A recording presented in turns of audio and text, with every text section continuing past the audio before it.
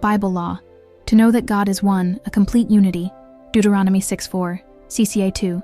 Scripture, the Shema. Hear, O Israel, the Lord our God, the Lord is one. Deuteronomy 6:4, ESV.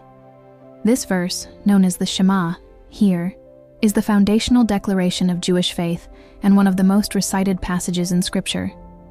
It commands Israel, and all believers, to know and affirm that God is singular, unique, and perfectly unified. 1. The meaning of God is one. The Hebrew phrase is YHWH Eloheinu YHWH, literally, Woe, our God, Wow is one. Here, O Israel calls for focused attention and obedience, not casual listening. The Lord our God identifies YHWH, God's covenant name, as Israel's exclusive God. The Lord is one, echad, emphasizes absolute oneness. God is unique, undivided, and incomparable. No other gods rival him.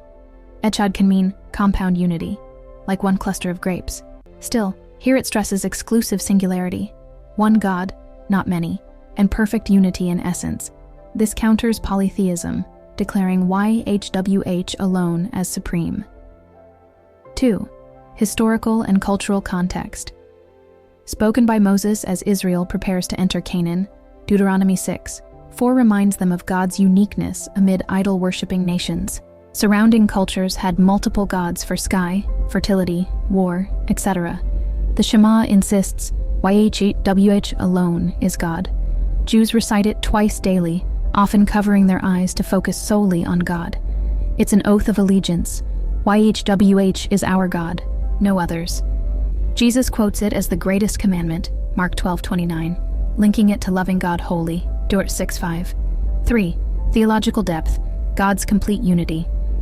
To know God is one, a complete unity, means monotheism, no pantheon. YHWH reigns alone, Deuteronomy 4:35-39.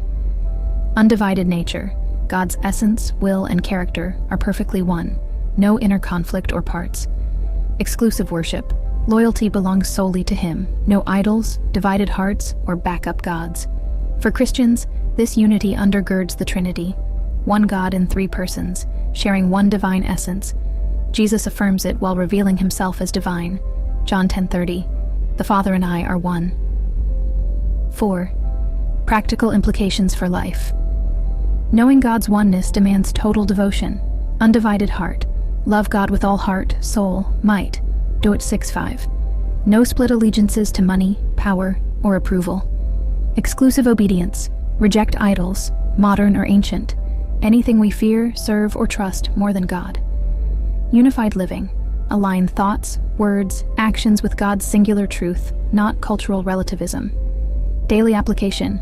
Morning affirmation. Recite the Shema to center your day on God alone. Decision filter. Ask, does this honor the one God or divide my loyalty? Witness. In pluralism, boldly affirm, there is one God. Jesus reveals Him fully. 5. Challenges and objections. Pluralism. All paths lead to God. Response. Shema demands exclusive allegiance. Trinity. Confusion. How can God be one yet three? Response. Echad allows unity in diversity, for example, one people, Israel. God's oneness is essence, not isolation. Modern idolatry, busyness, screens, and self divide our hearts. Response. Return to Shema's call for wholehearted focus. Summary table aspect, meaning application. Today, hear, O Israel, pay full attention, block distractions, focus on God, Lord our God. Exclusive covenant, God, reject rival gods, fame, money. Lord is one singular, unified essence, undivided love, obedience, worship. Deuteronomy 6:4 commands us to know God's oneness intellectually, affirm it devotionally, and live it wholly, the foundation of true faith in a divided world.